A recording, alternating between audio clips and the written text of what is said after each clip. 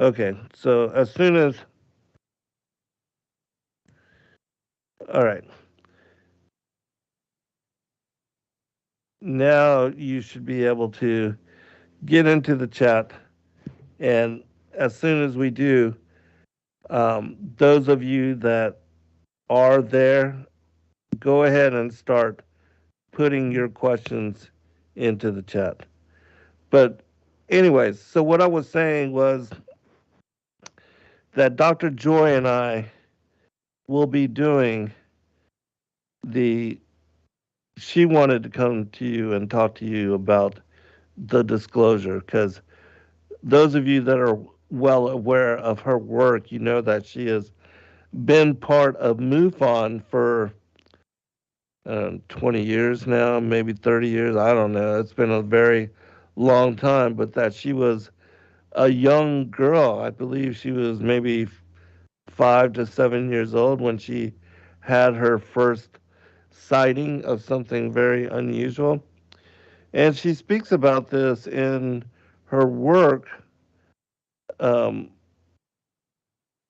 Parables on a Georgia Farm, which is kind of like a autobiography that Dr. Joy has written and published through us at Sacred Word Publishing. You can find all of her books there. And she has a number of them: the Antichrist, the Cloned Image of Christ, Eden, the Knowledge of Good and Evil 666, and the Beguiled series, the Parables on a Georgia Farm, Colors of Joy, which is a poetry book, and her latest, Beastmark, uh, we were able to get out and release before the conference. And also, for those that have been and were wanting and maybe did not get a chance to experience the conference, the latest one that we just had here in 2023, Justin has been breaking up the portions and making them available on our main channel, which is at Zen Garcia. We did the live stream initially through Engine, which is one of the ministry channels that Justin and Joy run, in which they've done many interviews with people on. But because of some of the controversial nature of some of the topics that we covered, we're not able to air everything. And because we were already flagged and we only had one opportunity remaining, and we were on our last strike, and so we couldn't risk doing anything which could find us stricken from this platform and not able to bring forth the truth in any kind of manner. And so that was the reason for our discretion. We'll just put it that way. And so, but anyways, those of you that are starting to trickle in and to join the chat. Oh, great. Justin says that Chris Tompkins from Video Atlanta has separated all the videos for us to upload. So we give a shout out and a thank you to Chris for doing that. And so yeah, we'll be uploading what we can of the conference live stream over the course of the 3 days, because we did begin Friday. Even though we didn't cover a lot, we did have a small gathering, and I did introduce Sheila and Jeremiah and allow them to address the audience. But for the most part, we began Saturday morning and ran all the way until Sunday evening at 5 p.m. Justin was closing uh, speaker, I do believe. And then we went to I don't even know the name of the recreation area, but it was on the Chattahoochee River, and we did baptisms, which was an amazing, awesome thing. It was a wonderful gathering, and it was a beautiful way for us to share and to connect and to, doing the work of the Great Commission in going forth to share the gospel that we, are like the modern day apostles. Not, of course, not saying that we are in elected in that way, but that we take serious um, what it says in Matthew 28, I believe, to go forth and to teach the truth, the good news of the gospel, and also to baptize in the name of the Father, Son, and the Holy Spirit. And so we did. We had a gathering of I don't know, 15, 20, 30 people. We even had some people join us that were not part of the group that just happened to be there and that got into the water and were baptized with us. And so that was a beautiful thing. And we also had Isaac and his wife, his soon to be wife. He proposed to her there, and that was an incredible moment. And so, awesome experience. I do recommend those of you that can, please do join us in the next gathering. But let me go ahead and check.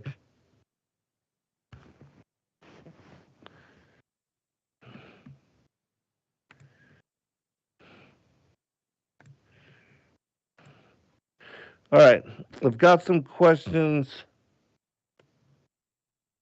We'll begin with these.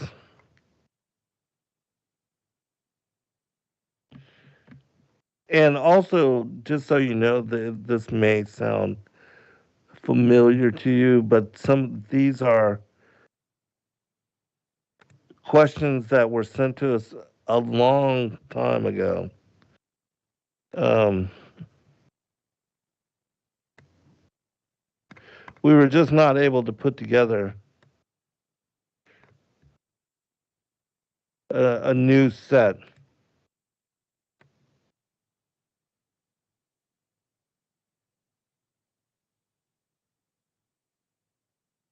Oh, this was 57 episodes ago. And so I'm sure that, there will be, it will be new insight just because it's been such a long time. All right, I am putting these, pasting them into a document so I can read them easily. And like I said, I will only do this for a short time, and then we'll go into some of the questions that you have. And as I said, go ahead and paste them in all caps in the chat, and I will try to get to them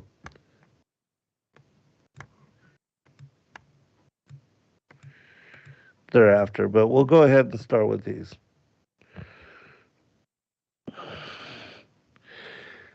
Lise asks, why do we have unclean animals along with shellfish when all Yahuwah created was good? What's the purpose of having them? That's a really good question, Lise. And the answer to that is that the unclean animals have a very high purpose in this world as well. Because, of course, we are living um, in the duality of good and evil, and also everything that is born into this world is under the authority of death. And so everything is born of kind after kind, and then grows and evolves from infancy until old age, when they will pass on.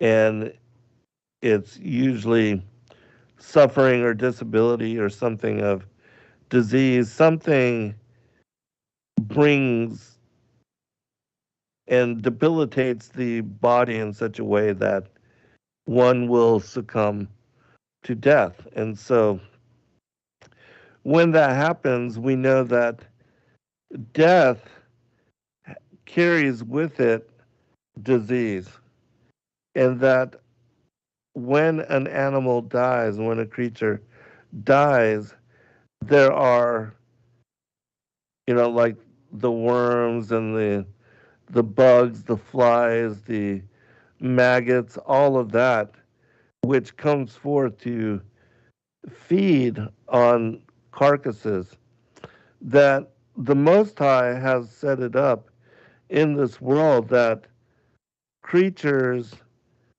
and animals, bugs, worms, insects, um, that from the micro to the macrocosm, things feed on each other and one another, and that there's a huge, extremely complex food chain, which begins with, even the single cell amoeba and organisms, and then goes down to the most sophisticated and complex, and that we humans, being made in the image and the representation of the Godhead, that we are the apple of the eye of the Most High, and that the world was created for us, and that Adam was given dominion, that even having fallen and being placed under the authority of death and being here in this world, that Adam was regarded, um, even as a priest, king, and prophet in the garden, and that he was anointed to be part of the Melchizedek order, and he served in the temple and the church of Eden, and before he fell. And when he was cast out of paradise, when he and Eve, eating fruit from the tree of the knowledge of good and evil, they were placed under death, and then they came into this world. And here in this world, the fallen angels rule. They are the eye at the top of the Illuminati pyramid. But the reason we have things like, and everybody is annoyed with flies and insects, and and with regard to shellfish, scavenger birds, uh, raptors, birds of prey, things of that nature. We're not to feed on them, and they are considered unclean. Even swine, um, they are they have the ability to eat carrion and not suffer from having done so. Whereas humans, we can't do that. If we eat unclean creatures, we're going to get sick from them, and they are going to adversely affect our health. And so that's why we are instructed within the scriptures to not eat bottom feeders, fish without scales, catfish, and shellfish, crab, lobster, shrimp, things of that nature, because they feed on the carrion. They eat from the waste, and they eat anything. Catfish will eat anything. Um, you can put a fish head on your line, if you're fishing, or the guts of a fish. I mean, they eat the things that are, the nastier it seems, the better, and that the smell attracts them. And pigs are the same way. They'll eat anything. Um, they're able to consume. They're able to feed on anything. And like with pigs, they're not able to sweat, so they don't get rid of their toxins in that manner. Like humans, we sweat and our toxins are carried out through our pores and excreted out of our bodies. Um, like in our when we urinate or when we defecate using the bathroom, you know, pigs will eat excrement. I mean, that's how they're nasty creatures, and so. But anyways, they are able to clean up the roadkill and scavengers, vultures, things of that nature. Um, but that's why we're not to eat them. And they have a purpose. They are made with that capacity. And God established them specifically to rid the world of diseased and dead and dying things, which could harm, creatures that are not able to consume that kind of stuff. And so, all right, another question from Lise here, and this is a good one as well. With regard to us losing our memory, do the fallen angels have their memory? And do they know who and how we conducted ourselves in our prior existence? And if so, do they target the chosen?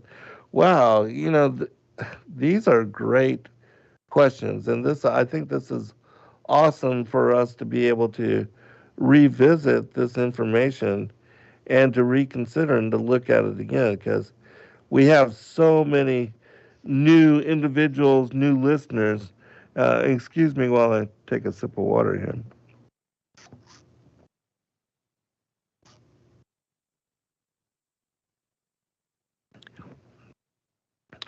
And so I think this is, beneficial.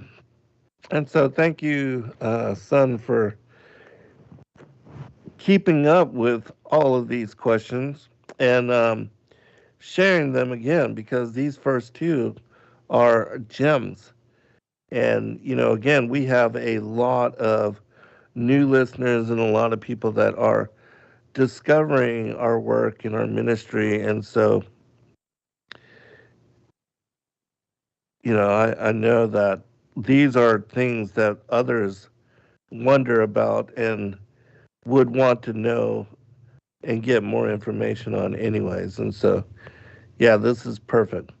All right, so I'm going to answer this, but I'm going to break it down point by point because really this is like five really in depth questions here. So, Lise, with regard to us losing our memory, do the fallen angels have their memory? It is my opinion, yes, they do. And the reason being is because um, they are legion. When they were cast out of the heavens, because of the war and because of their rebellion, they know who they are. They are the enemies of humanity and God. And they know exactly why and what position they have assumed in coming into this world. And so The other thing is that they know that they have lost their eternity. They have lost their right and their privilege to exist forever. And you would think, why would they give up such a wonderful, incredible gift? But, the story is that Samael, the angel of death, the viper of God, he did not want to serve. He thought that he should be like the Most High, that he should be in a position of power.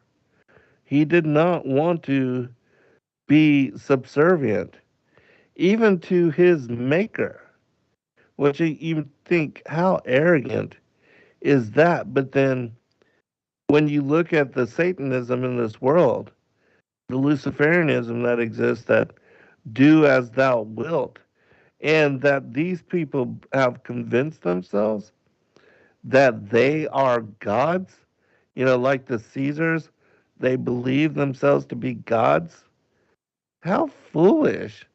I mean, you sleep, eat, dream, use the bathroom just like any other human, and you are going to declare yourself as a god? And yet, of course, humans are completely deluded.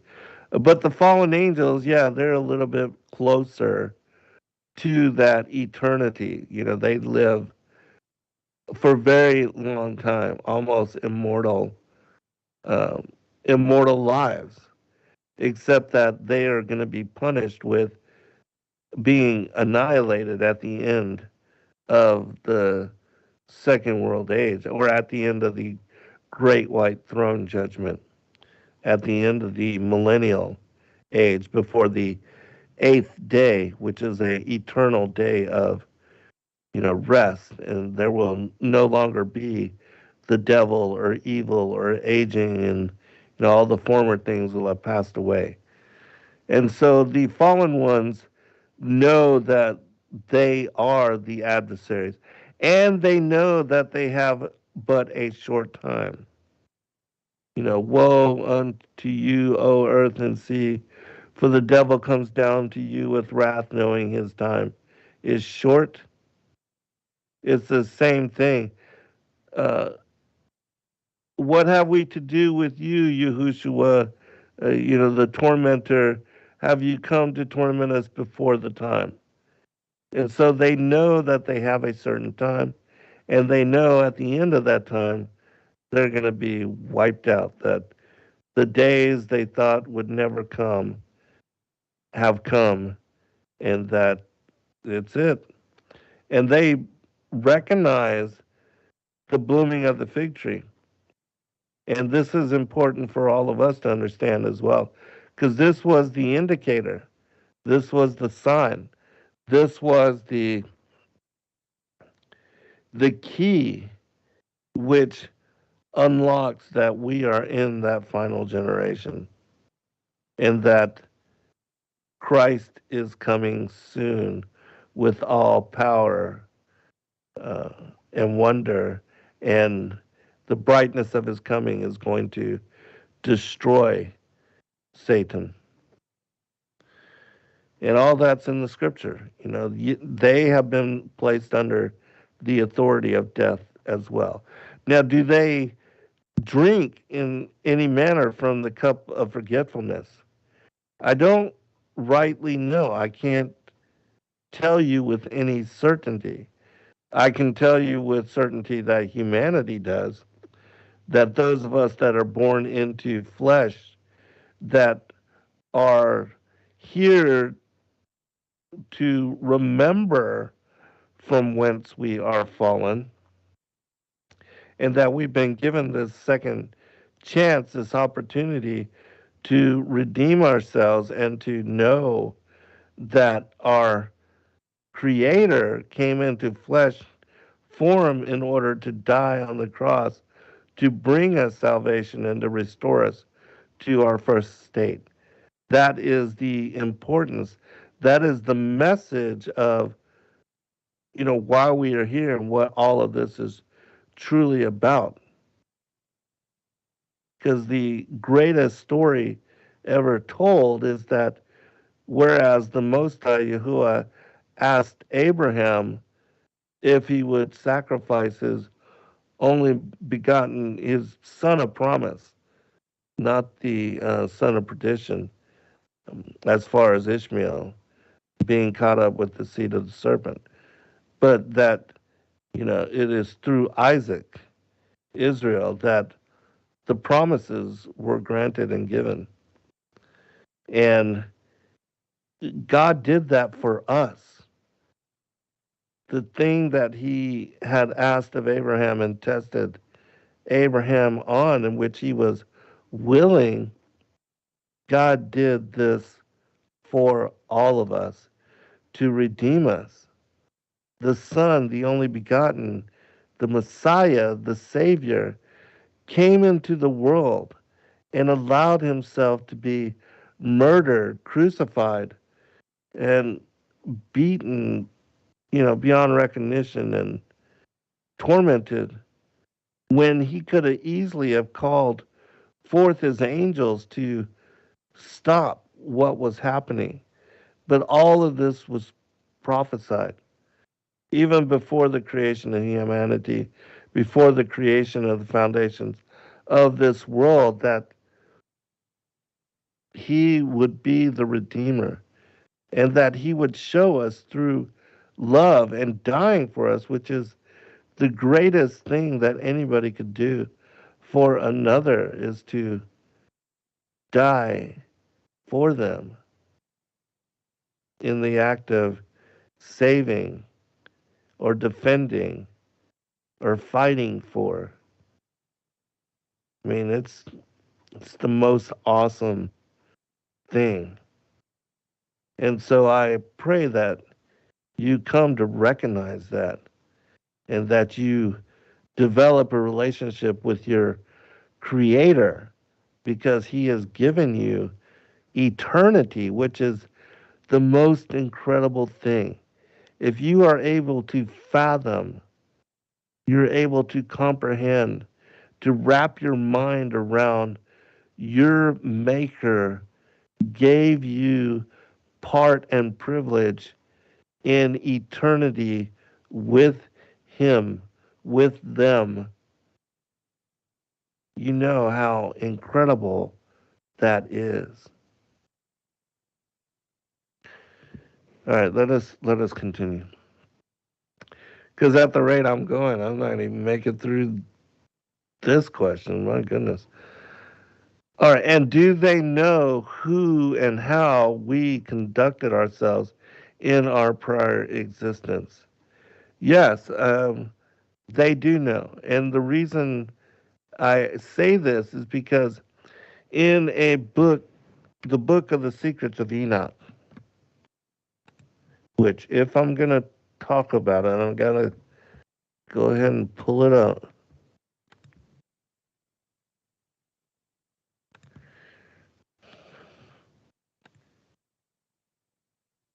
Okay. In this manuscript, as Enoch is taken up through the high heavens, he is and is able to see and looks at what are the fallen angels, the Grigori. I believe it is on the fifth heaven. He sees them, and they are mad. They are upset. They are disturbed by their being removed from heaven, by their being, lost to the eternity that they once had. And because of that, they, and let me just enlarge this, and so I'll read it to you. those of you that have never heard about or read the book of the Secrets of Enoch, which is an amazing text. Enoch is taken up through the heavens and brought before the throne of the Most High. He's brought before the word of the Lord. But as he's going up, he tells them, he says, why do you have all these sad faces? Why don't you worship the Most High? Pray for forgiveness. Ask him to have mercy on you. And it makes complete sense. And so, why don't they do that? And so they actually did. And it was the first time because since their fall, since their rebellion, they have not been able to come before the presence of the Most High.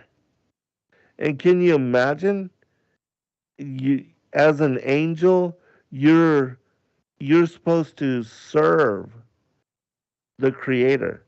You're supposed to be part of the Morning Star administration, to be a servant unto the Most High. And yet you listened to Lucifer and you rebelled with him. You decided that you were going to go against your maker and that you were going to rebel with him to try to take on kingdoms to rule for yourself. And because of that, they are no longer allowed to come before him or to worship him or to pray to him. And because of that, they are sad. And you see this. And so this is chapter 18 of the book of the Secrets of Enoch. It says, the men, and these are the angels that are carrying up through the heavens. The men took me on to the fifth heaven and placed me. And there I saw many and countless soldiers called the Grigori, of human appearance, and their size greater than that of great giants, and their faces withered, and the silence of their mouths perpetual. And there was no service on the fifth heaven. And I said to the men who were with me, wherefore are these very withered, and their faces melancholy, and their mouths silent? And is there no service on this heaven? And they said to me, these are the Grigori, who with their prince Satanael rejected the Lord of light. And after them are those who are held in great darkness on the second heaven. And three of them went down onto the earth from the Lord's throne to the place Hermon. This is Mount Hermon, where the fallen angels were said to land when they left the high heavens, and broke through their vows on the shoulder of the hill of Hermon. This is where they made their pact to take wives of all which they chose. And they knew that they were committing a great sin when they did this, but they decided to do it anyways. And they saw the daughters of men, how good they are, and took of themselves wives, and befouled the earth with their deeds, who in all times of their age made lawlessness and mixing, and giants are born, and marvelous big men, and great enmity. So these, the Grigori, they are part of the Watchers, which not only rebelled, but they took a pact to take wives of all which they chose. And they are the ones that it speaks about in the book of Enoch, the first book of Enoch, that they, the the archangels were sent against them to round them up, to imprison them for 70 generations, and also to put their children at war against each other. And so they watched the giants slaughter each other. And it says, and therefore God judged them with great judgment, and they weep for their brethren, and they will be punished on the Lord's great day. And I said to the Grigori, I saw your brethren and their works and their great torments, and I prayed for them. But the Lord has condemned them under earth till heaven and earth shall end forever. And I said, wherefore do you wait, brethren, and do not serve before the Lord's face, and have not put your services before the Lord's face, lest you anger your Lord utterly? And they listened to my admonition, and spoke to the four ranks in heaven. And lo, as I stood with those two men, four trumpets trumpeted together with great voice. And the Grigori broke into song with one voice, and their voice went up before the Lord, pitifully and affectingly. And so here you have the story of the angels that rebelled and took wives and lost their eternity. Because the punishment was that they were going to be annihilated. And so you can imagine why they're so sad. And the children which they love dearly. Imagine you love your children. I know, watching my kids, Justin and Joy, with Ella and Eliana, they love them. I love them so, so much. But the watchers loved their children as well. And their children, they were demigods. These demigods, their children, the men of name, the men of renown, they have stories about them that are told even in this day and age. The story of Gilgamesh and how he went on the hunt uh, for immortality. He did not want to die. And just think, his parents, his fathers, the angels in heaven, they had, were gifted initially with immortality, and they lost it. They gave it up.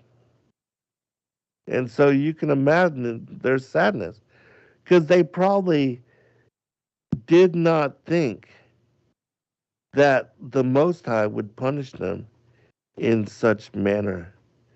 They thought, oh, we are angels. We're glorious beings. We're going to live forever.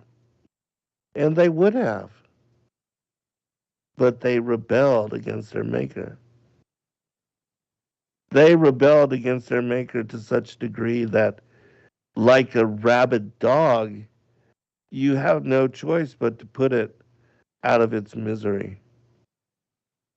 Otherwise, it's going to harm your other loved ones, your other children. And so that's exactly what happened. And so the Most High had to bring judgment against them.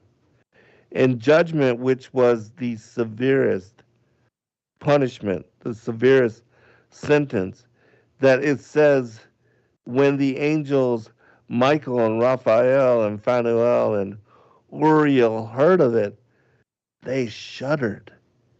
They shook with nervousness because they just could not imagine having the gift of life and existence taken away from them. I mean, that's a heavy, heavy thought. That is without a doubt, the greatest punishment that can be exacted on somebody. Think of the murderers and people that, serial killers. Death is brought to them and they are removed from existence. That's a heavy punishment. But, even they are going to have to go before the Most High as well and be sent to the place of condemnation.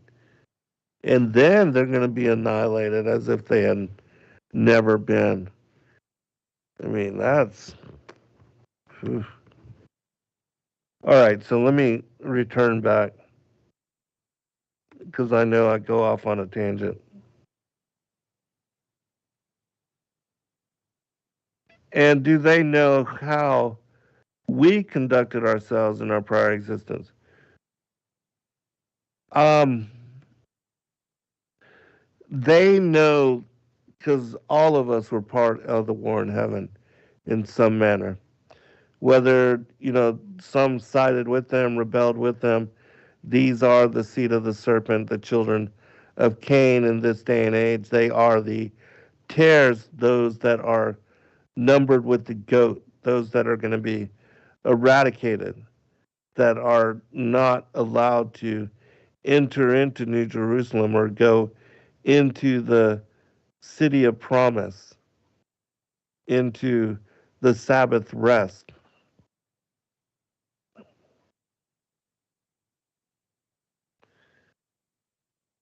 And the last part of the question, if so, do they target the chosen? Without a doubt, they target the chosen, the elect.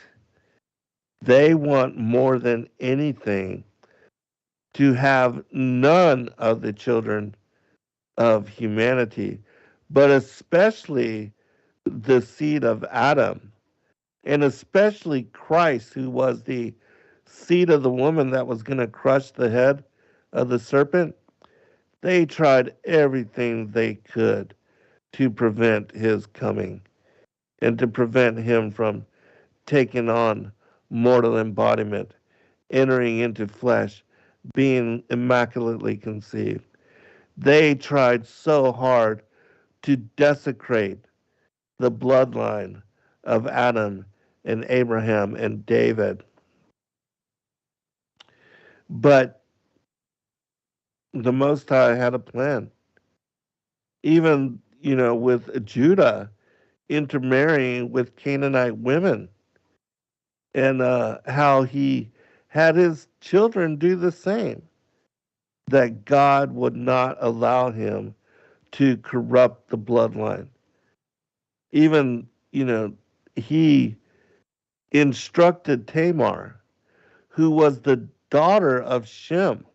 She was a high priestess, of Shem, who was part of the Melchizedek order, who had inherited from his father Noah the rites of initiation into the order of the ancients, the church of the firstborn. He was of that direct line. And his daughter is the one that preserved the bloodline of Christ, the stem of Jesse, which I read about all of this in great detail in the Vestures of Light and the Rod of Wonder, and also in one of my books called The Ancient Prophecies of Christ. And so if you want to know more, you can visit there.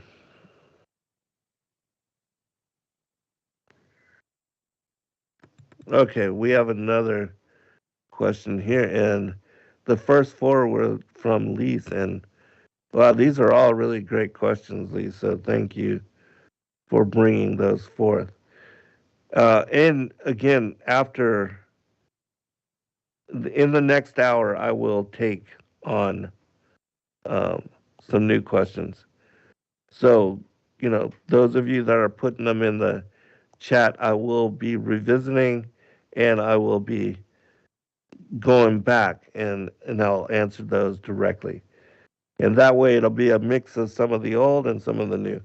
But yeah, these are great questions. And so the next one, do you think in the different ages there was different foliage in animals?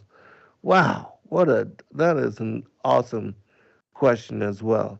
And the answer is without a doubt.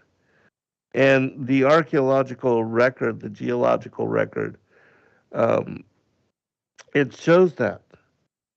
And, you know, there's great interest of late in what is the pre Adamic age, the pre Adamites in the antediluvian world, the Dragon Lords, the antediluvian kings, which is one of my newest sets. Um, I released this before the Vestures of Light and the Rod of Wonder, and also before the my newest series on the Holy Spirit being the feminine aspect, wisdom, the feminine aspect of the Godhead, which are out. Oh, also, please, I have to ask those of you that can and that would be willing, those of you that have purchased my books on Amazon, would you please review them? And, review them honestly. If you were not blessed by them, then, and you think that, they're just too much, or, because I do write about a lot of controversial issues, flat earth and feminine Holy Spirit, pre-existence, the serpent seed. Be honest. I'm not asking you to just, but if you would, if you can, share, review, because I know that a lot of you have been blessed by the readings and by what is available in the work that we have put out. And so, and I think, people are scared maybe to be affiliated with me in name, because I am controversial and a lot of people don't want to have, that kind of a, because, again, I am very controversial and a lot of people, authors and radio show hosts and things of that nature, they don't want to have association with me. Or if they find out that I teach something that they, are find controversial, they don't want to have affiliation with it. So, but I understand that. But I'm asking those of you that will to please do share your reviews with them uh, on our books, because that really does help. And that's something you can, do to help us. That's free of charge. Um, we do have 1 minute before the break, so at least when we come back, I'm gonna go into this with greater detail. The question: do you think in the different ages there was different foliage and animals? And yes, there was a time of what are called the Olympians, the Titans of old, when giants lived and ruled on this earth, and the fallen angels had lived here before them, and they brought forth the giants. Um, that this was even before the time of Yared, as it says in Genesis 6, that it was in the time when the daughters of man were fair, and they, then took wives. This was in Genesis 1:26. So this is with, the pre-Adamites and the hominids of the first world age. And so, yes, it was in very ancient times that this specific occurrence happened. All right, we'll be right back, everyone.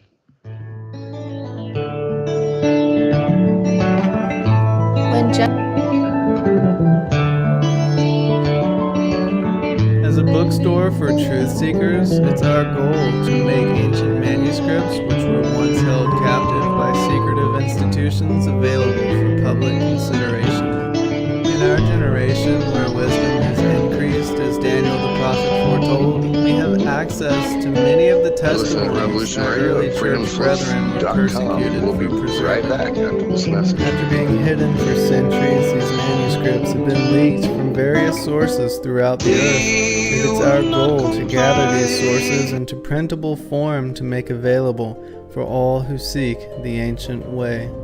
If you're looking to deepen your studies of the biblical narrative, find these ancient manuscripts and more at sacredwordpublishing.com.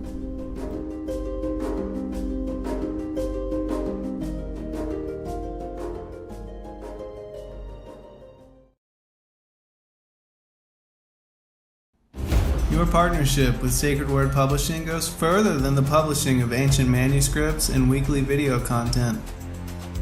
You also make a huge impact across the earth in orphanages in Myanmar, India, Uganda, and Kenya. Your support is crucial for the development of the ecclesia of real truth seekers. We thank you for joining us in hosting Secrets Revealed, Momentary Zen, the Digital Readers Club, Ask Me Anything series, and other shows that have helped lead so many to the truth of salvation. To become even more involved, please visit patreon.com/sacredwordpublishing, where you can partake in exclusive, interactive, patron-only content and help us continue shining the light of love in this darkened world.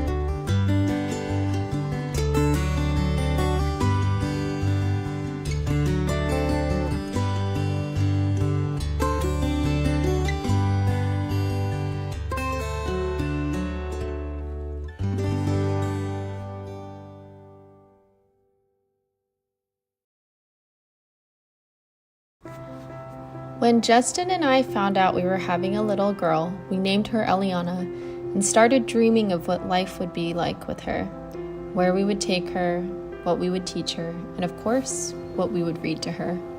One day we walked around a bookstore looking for books we might want for her and found nothing. So we started brainstorming what exactly we would want. Even from a young age, we wanted her to know and understand the heart of God and hidden truths that are in ancient biblical manuscripts like the Book of Enoch, and the idea of the Prophecy for Children series was born. Justin got hard to work, and praise Yah released the Prophecy for Children series. We are grateful for the support and amazing feedback from others who have been wanting the same for their children. We just found out we will be having a son, and we are excited to grow our family and to keep writing books for our children to share with our truth-seeking family. To order these books today, please check out the children's store at sacredwordpublishing.com.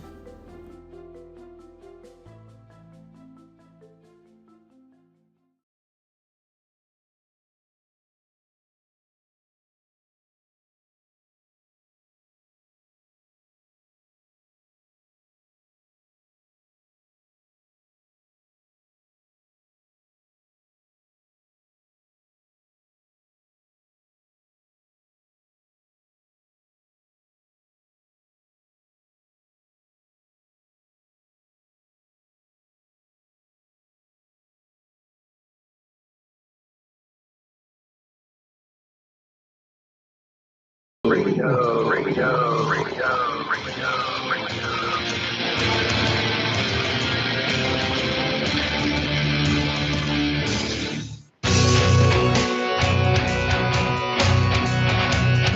Thanks for listening while we take that short break here at Revolution Radio, freedomslips.com. And now we're going to get back to your host.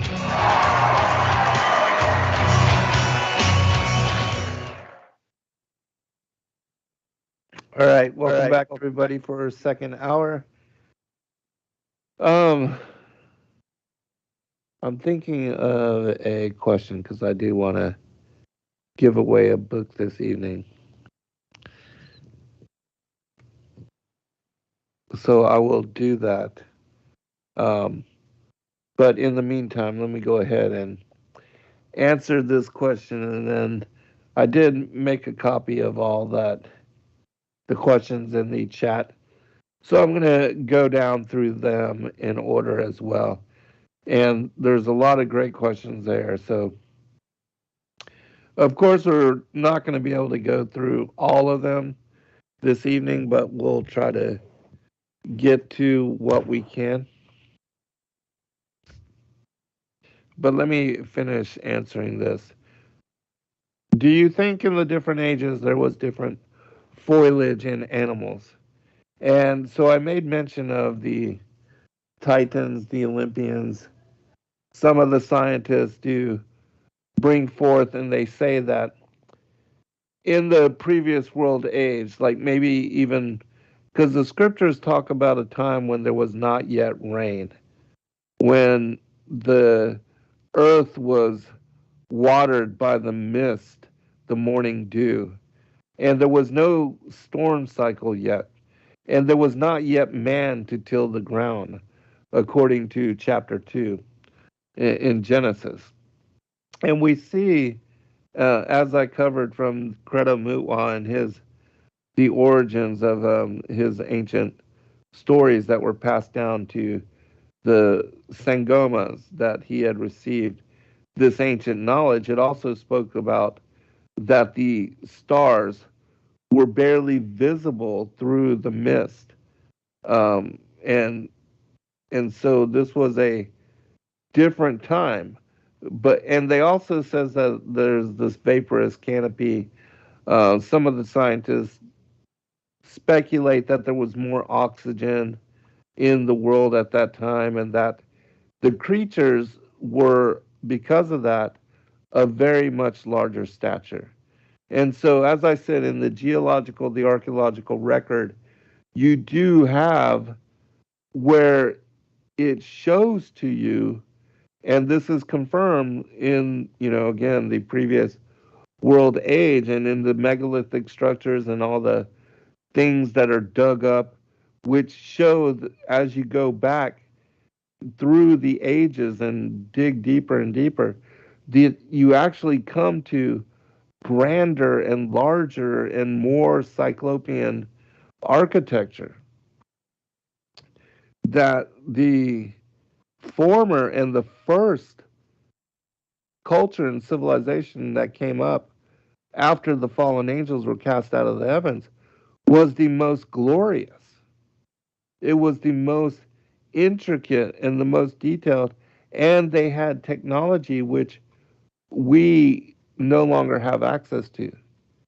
That actually, from the time of what was the beginning, or when culture and civilization started to come up here, that was established by the fallen angels, the Atlanteans, the Lemurians, whatever you want to call them, that they were of very much larger stature. Even Adam was said to be 60 cubits tall, which places him like 90 feet. And so if you consider that, the first ancestor of man, humanity, and that they lived 1,000 years up until the time of Noah, and then after that we were reduced in lifespan and stature,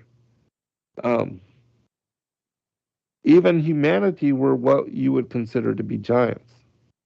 And so in the archaeological record, you can find this really thin yellow book on the life and the time of the giants. I'll have to look it up. I have it somewhere here, but it talks about all the creatures that existed with them, how the ferns and the fauna, everything was of giant size. And we see in the even in the fossilized, where we see, what looks like giants preserved as mountains, or elephants, or horses, or strange troll-like creatures. Um, all these things are preserved in the landscape and look like these, ancient, gigantic creatures. And many of you know what I'm talking about. The mud fossils, that kind of thing. The titans that are fossilized that look like rock formations. Uh, that even some of the ancient bodies, like I just heard Timothy Alberina speaking about with Derek Gilbert on the Tomb of Giants, and how these tombs were said to hold beings and bodies that were, it'd take two people to carry one skull, and that you could get inside of one of these skulls of one of these giants that had been buried in Sardinia. And there were giants and skeletons said to be, in excess of 30 feet tall and larger, found in the ancient times. And that these skeletons are so old that when you expose them to the air, they crumble to dust. But that the giants of old were literally titans, Olympians, and that even the book of Enoch says that they were, you know, what, 500 ells or something of that nature, which is like 400 feet tall, 450 feet tall. It says in the Bible that the giants were as tall as cedars. And these are the cedars of Lebanon, which are the, the most renowned cedar trees in the world, said to be of marvelous stature, giant size. And I don't know if you've ever seen the redwood trees of California. There's a tree there that they call General Sherman. I don't know, all these people naming them after Civil War heroes or whatever, but this tree was said to be 4,000 years old.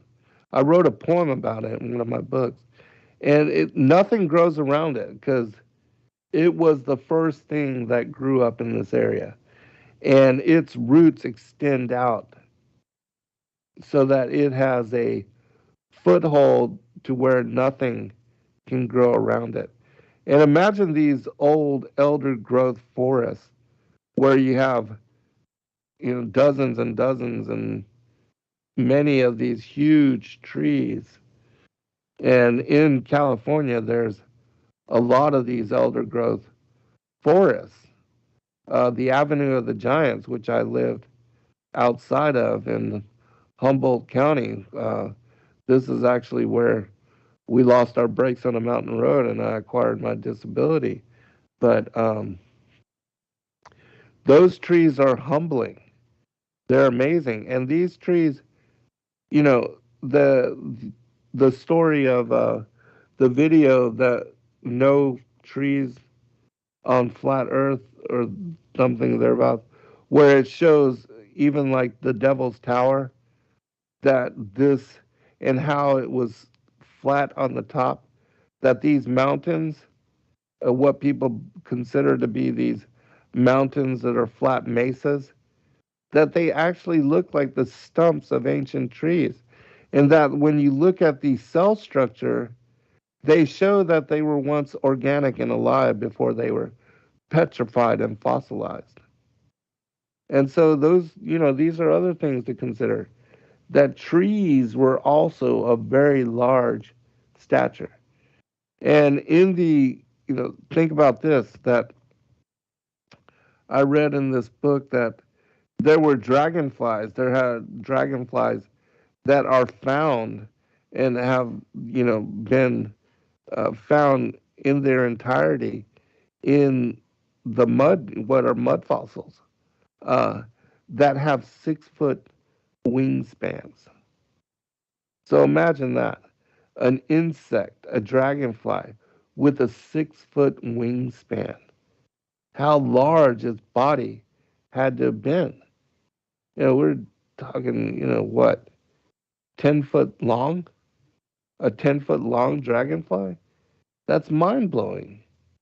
So, yes, in the different ages, especially in the previous ones, and even humanity in the scriptures, it tells us that the first 10 generations of man lived to be 1,000 years old. Adam died at 930 years old, and Eve died a week later. They died pretty much near each other, and they were both 930 years old. And I believe that Noah also was 930 years. Methuselah had lived the longest, which I believe he lived 979 years, if I'm correct. And so, yeah, everything is very much smaller and of very smaller stature. All right, we're gonna go ahead and get into these live questions. Annie asked, "The foundation of heaven made of precious jewels?" Revelation 21:19. You are correct, and that is how we read it.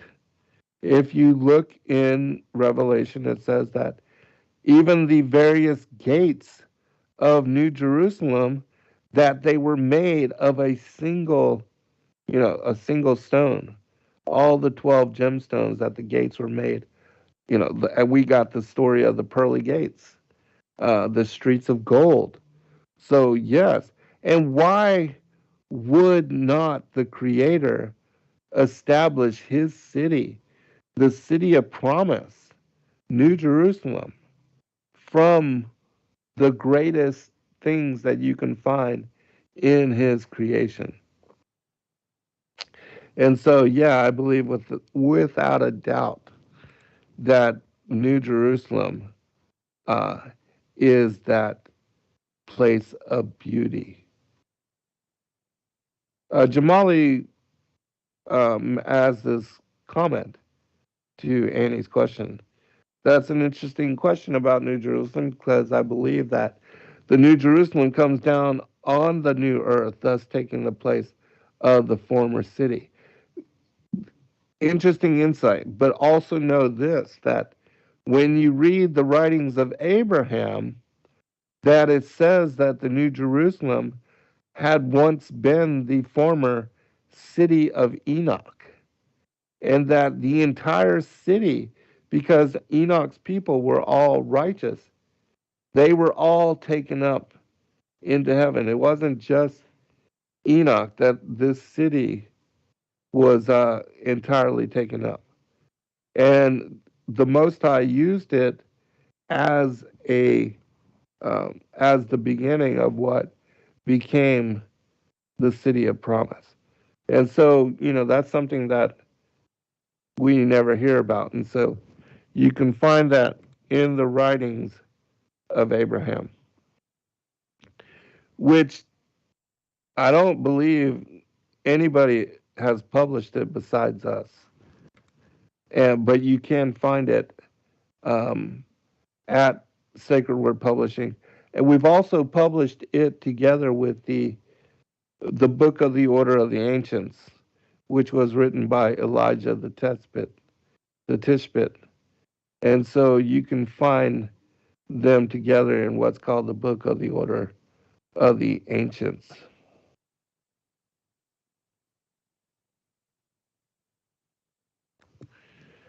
All right.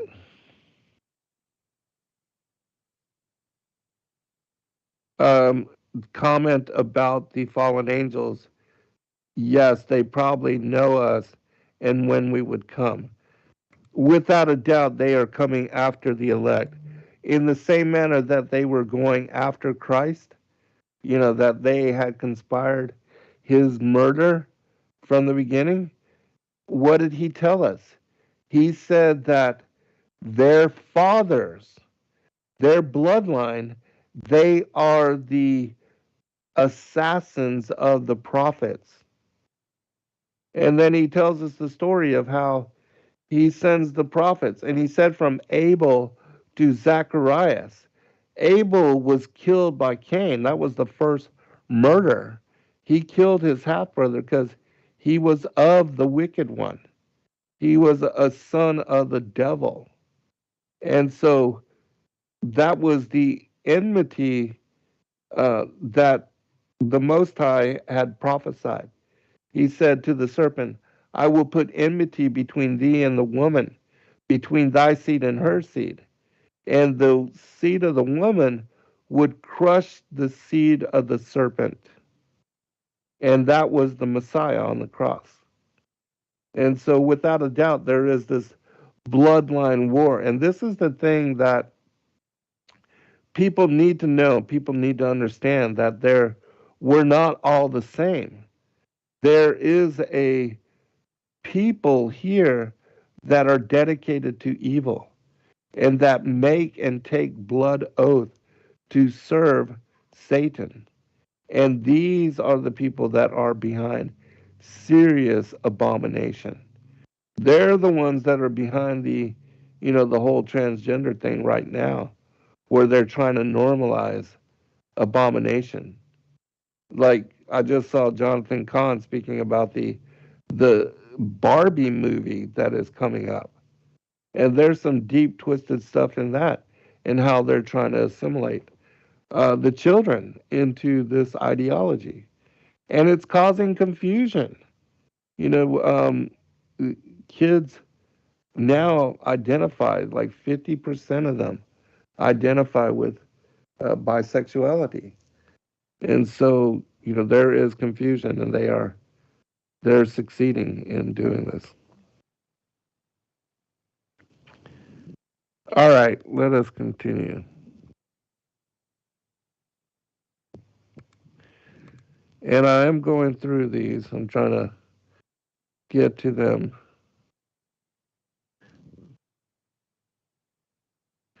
This is a good point. Dayton Rogers says that they are steadily watching right now.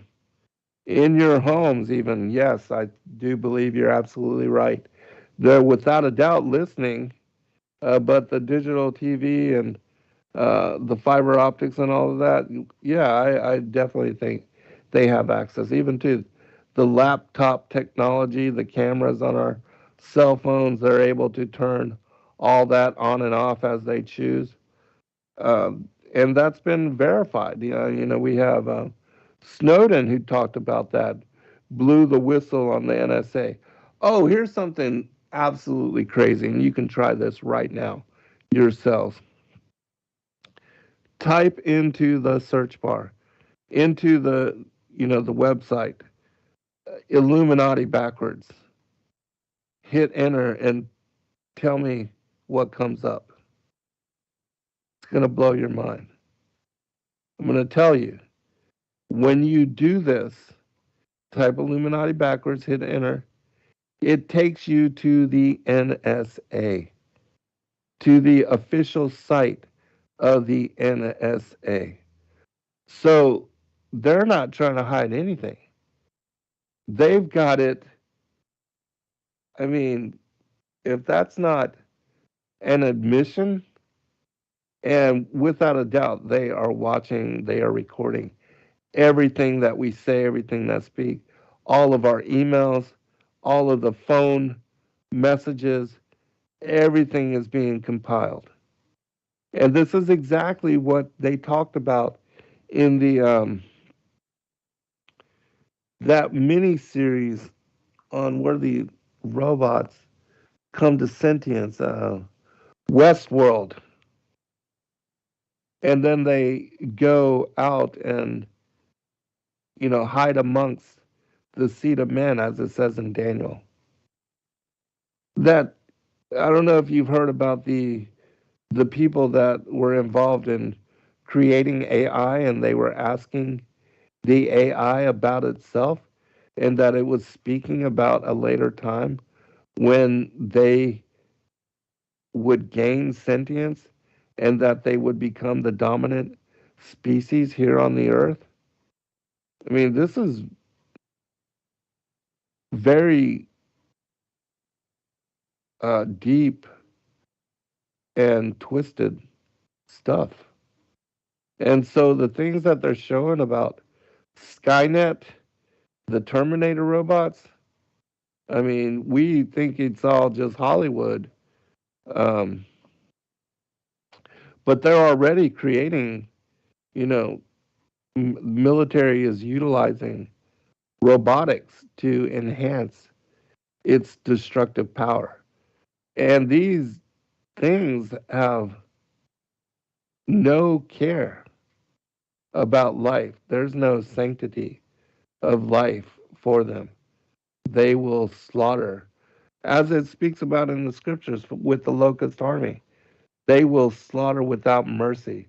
They have no concern for gold or silver or even babies or the youth. They will smash the head of the innocent.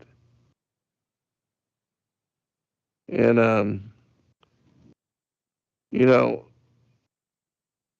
I'm using the utilizing AI right now to help with some of the things, movie script and images, but the AI itself is coming to sentience faster than we know and faster than I think people are going to be prepared for. And before things are put into place to stop um, or control that situation.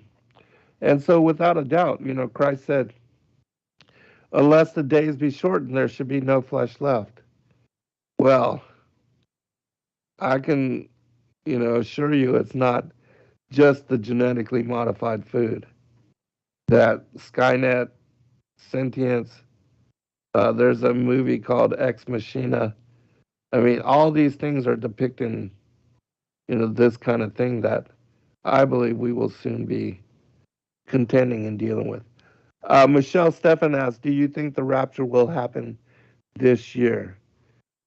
My opinion, and of course, we are told that we'll recognize the season, but that no man knows the day or the hour. But according to the fig tree generation, I believe that adding that generation, especially if you add 10 years to the strength, that it puts you at what is 2028. That there was recently a video released on YouTube about the second coming, the second advent of Christ. It was called uh, 2030, is what this individual is speculating. And it's my opinion that 2028, 2029, 2030, somewhere thereabouts will be the end of the fig tree generation.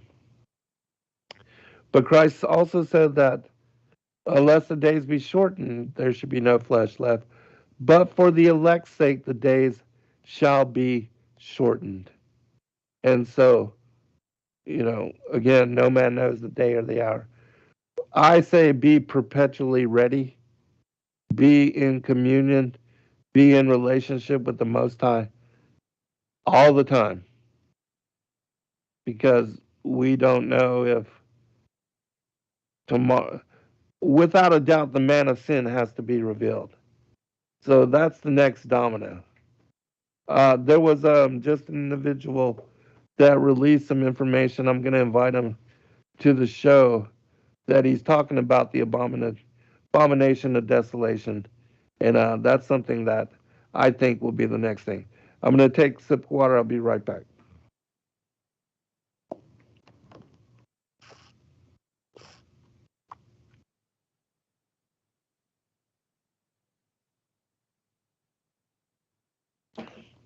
All right. Donna Smith asks, what are your thoughts on incarnation, predestination? Are we the same spirit in flesh? Or like John, for example, with Elijah's spirit? heard about this somewhere down the rabbit hole. I cover this in my book, Skyfall: The Angels of Destiny.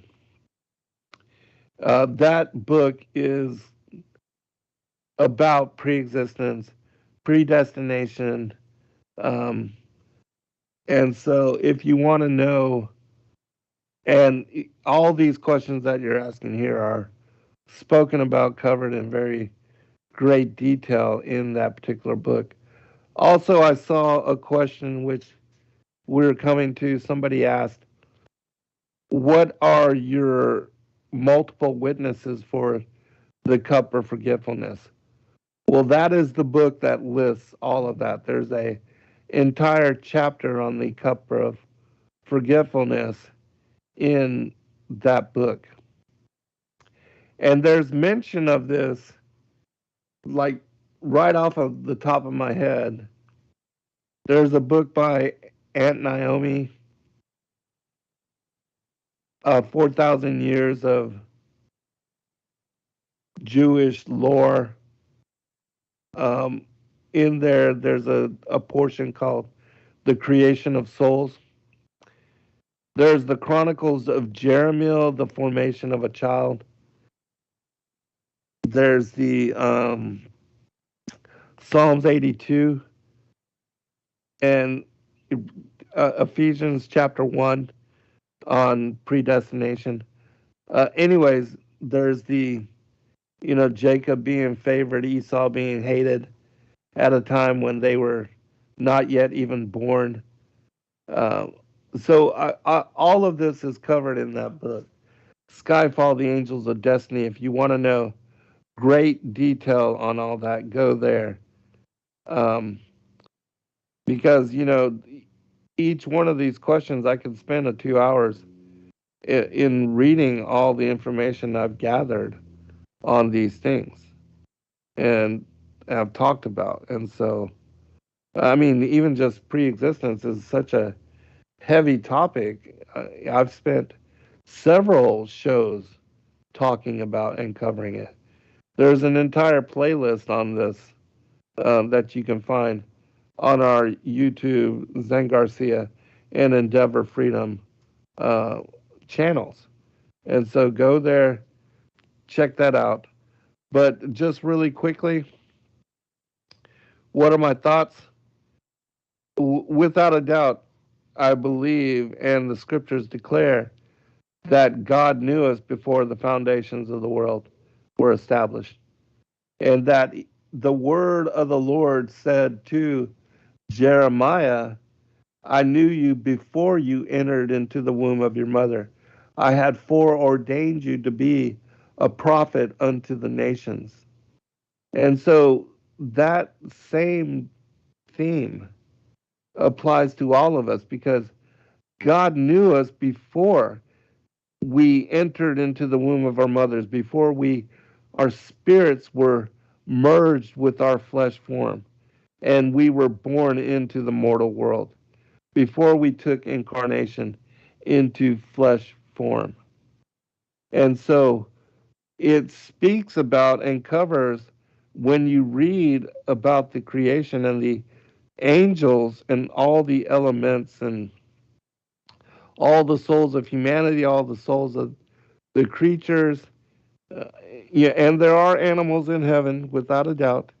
Um, that all of these things, all of the spirits were created on the first day. So everything was established, all the spirits of the entire creation. And I do believe that everything is alive, everything has conscience.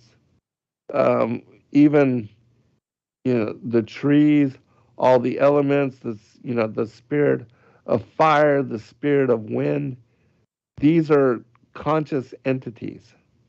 Even the stars, are said to be the angels in heaven. The sun is said to be lit up by the light of 1,000 angels. So, everything, in my opinion, because it comes from the Most High, everything is tied to the Creator, the creation, that the Most High is what scientists call the Big Bang, even though that is not how it happened. But in regard to Elohim creating the heavens and the earth, everything was established and created from what is the spirit of light, the light that stepped down in vibration, that Christ is the light of the world, as it says in Revelation. And so, without a doubt, uh, and they knew that man would fall and that the angels would rebel and that all, we would have to um, be redeemed and that Christ would come into the world to rectify the fall, to restore us to our first estate. And that is the mission. That was the reason he took on mortal embodiment. But, anyways, as I said, if you want very in depth information, Skyfall, that's my 7th book. And also my 6th book, The Sons of God, Who We Are and Why We Are Here. That covers this in great detail as well.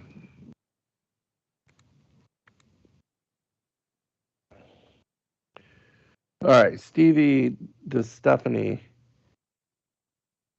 Oh, how many witnesses do you have to confirm that we drank of the cup for forgetfulness? That is the question, and I just answered that. And yes, multiple witnesses. Check the Skyfall, the Angels of Destiny.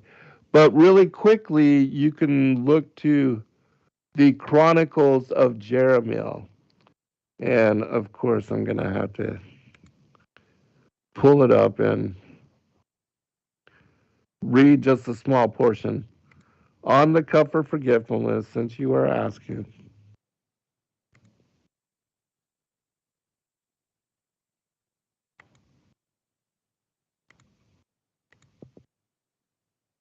Give me a minute to find it.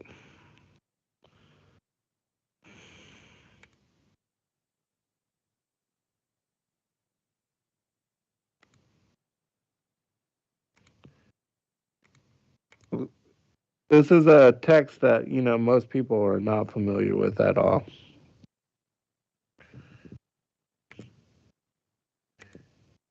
And it's actually one of my most favorites. It is an incredible manuscript and goes into great detail on a lot of information.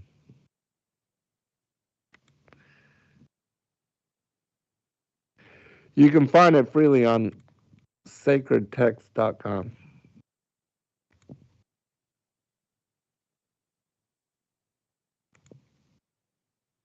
All right.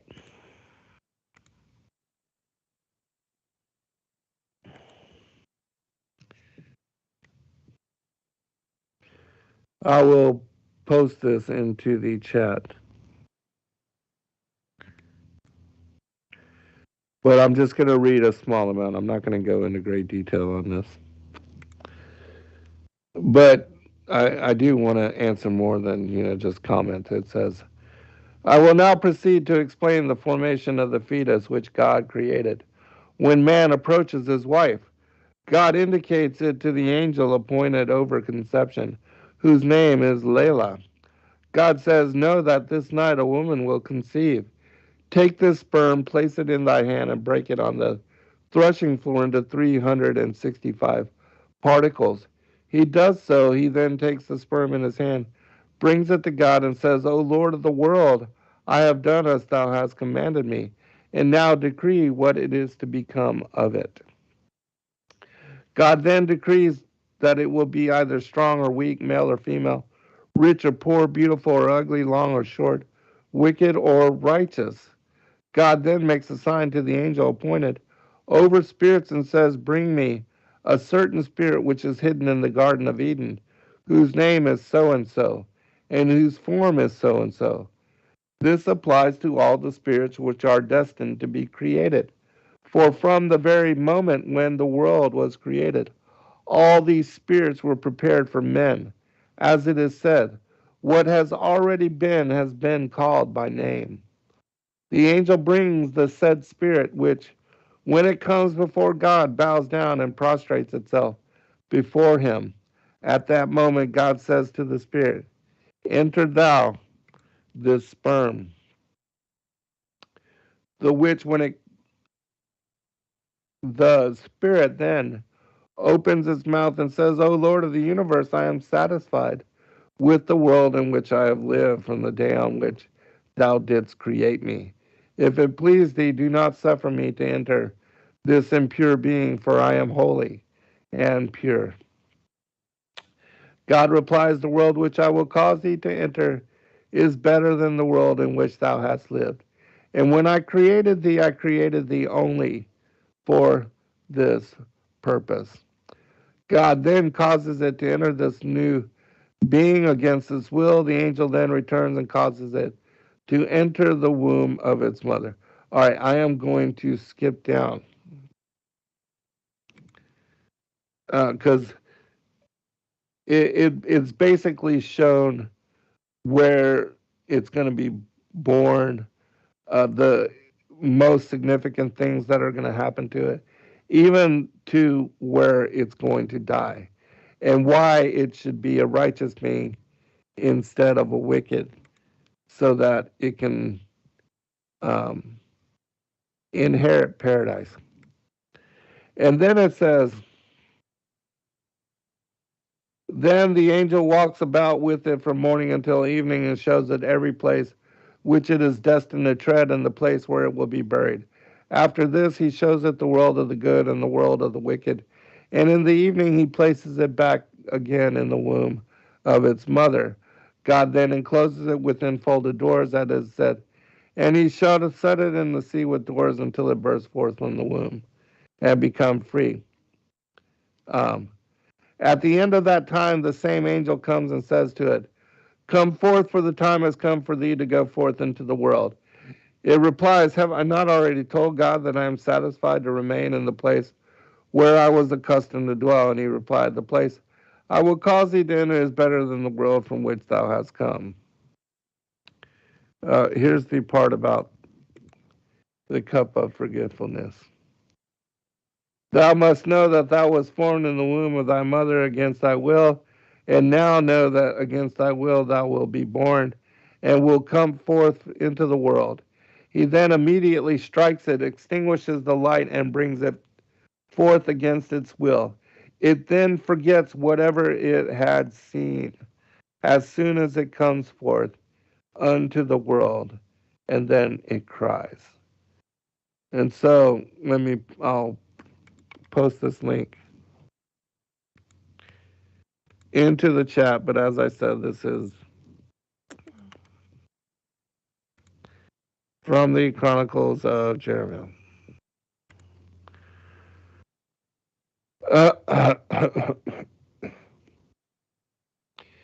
Before the end of the show, I'll grab all of these other questions, but let me continue with the ones that you have already put down.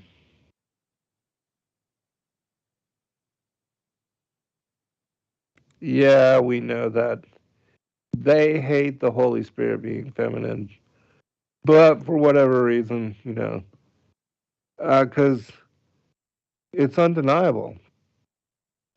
And I told those guys if they wanted to ever debate me on it, I'd be happy to do so, but you know.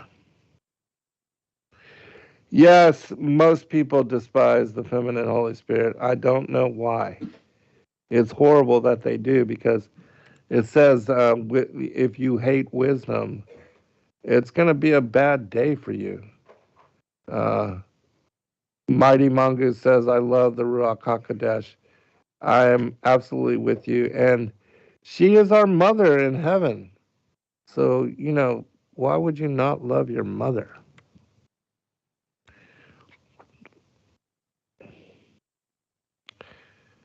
Um, BN asked, can you give me three absolute scriptural truths that Enoch was written by the righteous Enoch who was taken by Yahuwah?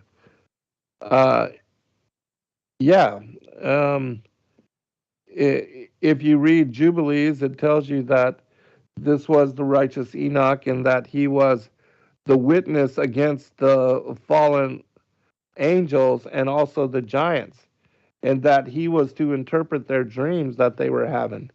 And in the book of Giants, Gilgamesh is speaking with Mawe and Hawe, and they are telling each other about these dreams that they keep having of the trees being chopped down, these mighty trees being chopped down, and also them being drowned. And Enoch tells them that you're going to die, that a flood is coming upon the world. And also, Enoch, it was the righteous Enoch that was given the vision of how the world actually works. And this is the book on the courses of the heavenly luminaries, which I completely deciphered. And you can find this in my ninth book, the Flat Earth as Key to Decrypt the Book of Enoch. And so, without a doubt, again, in my opinion, God is not going to show this to Enoch of Cain's line. And Enoch of Cain's line, he was his firstborn. And this was said to be the seventh, that Enoch was the seventh from Adam. And we know that he was of the line of Adam because in the genealogy of Christ in Luke chapter 3, you see that Enoch is mentioned as the seventh from Adam. And this is also mentioned in the book of Jude as well, that Jude says that, because he quotes from the book of Enoch, he says that the Lord will come with his 10,000 saints at the end of days. And this is found in the first chapter of the book of Enoch.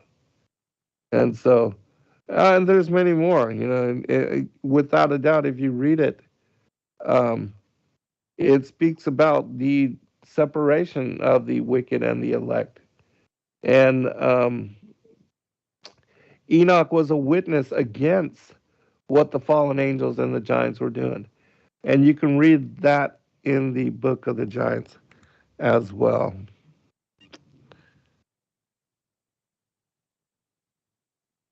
Thank you, Donna. She says, bless you, Zen. You are such a treasure trove of humility and truth. I'm just trying to do my part in serving the kingdom. I love all of you and appreciate all of you as well. Benjamin Deere asks, what exactly are stars and why can't people who live toward the outer rim see Polaris? Good question. In the same way that when the sun reaches uh, the extreme western limit, as far as our being able to see it, it reaches the vanishing point, and this is what causes sunset. It's not meaning that the sun is going below the curvature of the earth, because there is no curvature. And you can confirm that easily for yourself as well.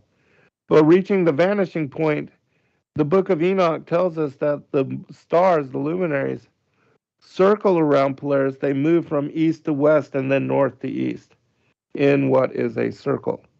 And in the book that I wrote about that, I explained how it is that it is the sun which is moving through the six gates of heaven, which um, connect the Tropic of Capricorn with the Tropic of Cancer.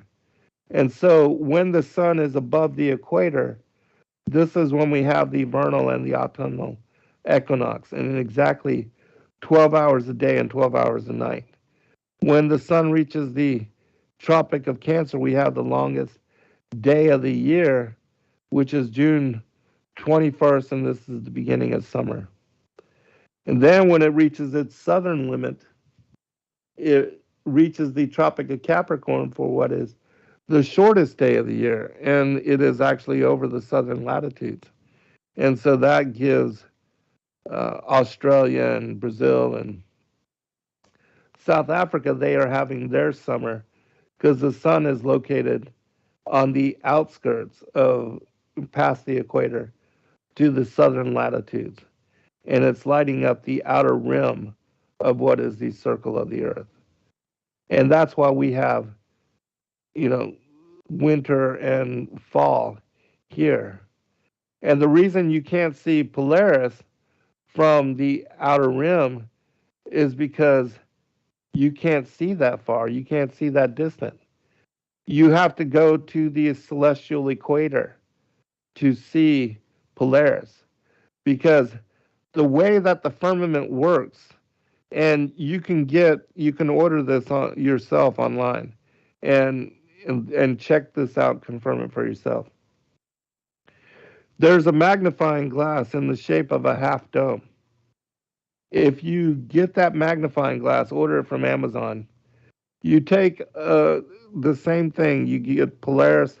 You draw a star in the center, and you draw stars all the way around to the edge. When you put that magnifying glass upside down on it, and you spin it, and you look into it, you'll see that the stars in the lower half of the circle of the firmament, they move in the opposite direction where the celestial equator is. And so it's the way that the firmament mirrors and projects perspective. And so we see the stars moving in the opposite direction at the celestial equator, but that's only because those stars are so far away from us that they are close to what is the horizon. And so, in perspective, the stars that are closest to the horizon, when the when you look at the lower portion of the firmament, you see them move in that aspect. And so, I've released a video about this online, and I show exactly how this works. And so, that's the reason why. And I know because it takes 30 minutes to explain this and another 30 minutes to show it. And so just answering the questions here, I know are not going to be, uh, full of meaning. But again, I do have videos. Just look for the Southern Stars and my name, Zen Garcia, and the Southern Stars, and the video should pop up. But if I remember, I'll link it to the description of this video so you can see what I'm talking about. All right, let me continue.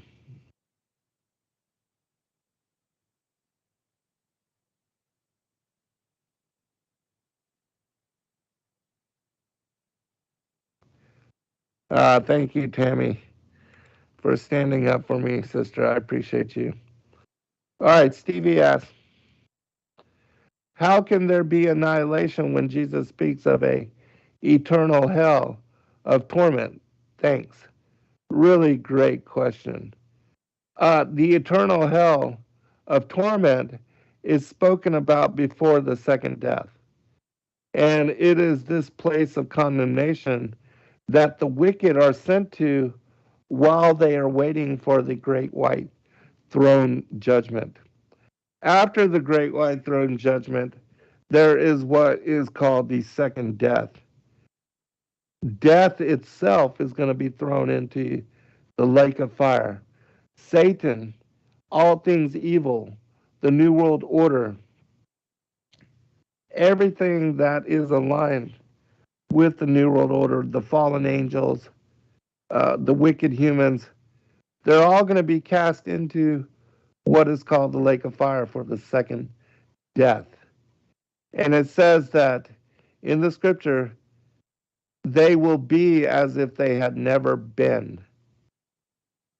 And meaning that the sentence of death which was pronounced upon them in Psalms 82, where it says that you will die the death of a man, and how it says specific to the prince of Tyre and the prince of Babylon in Ezekiel chapter 28 and Isaiah chapter 14, that Satan is going to die the death of a man. Even he is going to die the death of a man. It says in the scriptures that he will be consumed by the brightness of the coming of the Messiah. That Christ will speak a word and that he will be burnt from the inside out. He will be consumed by the brightness of his coming. So, and then all, the kings will wonder after the beast and about how he's brought low. Prepare slaughter for his children.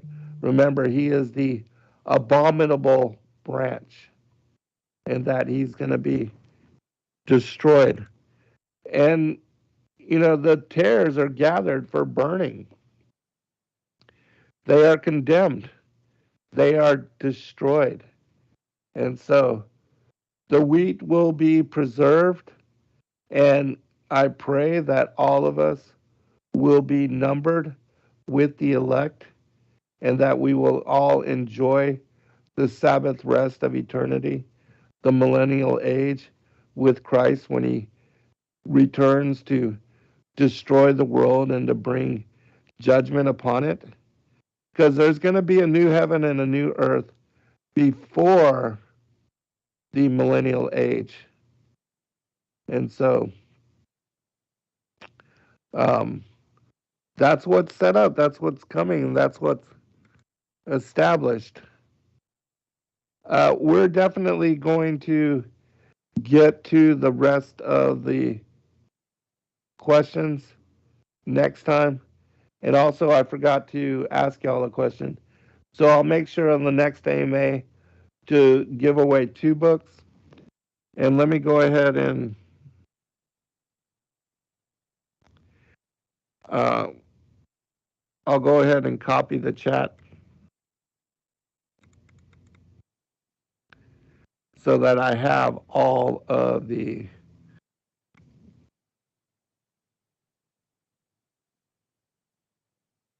questions for next time.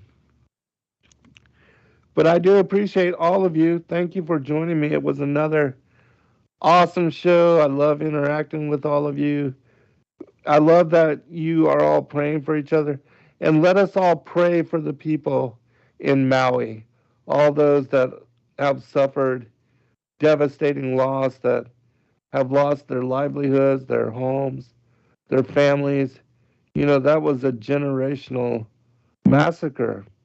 And it's so sad how, in the instance of a moment, 17 minutes it said that the fires went through there, and that people could not even escape, even in their cars, that the fire overcame their cars, their vehicles, and they had to run for the oceans, jump into the waters, and that the smoke suffocated many of those that were seeking, reprieve in the water.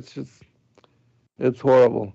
So let us all pray and contribute to those that we can, and support them in their efforts to, regain their lives. All right, love y'all. Be blessed. Shalom.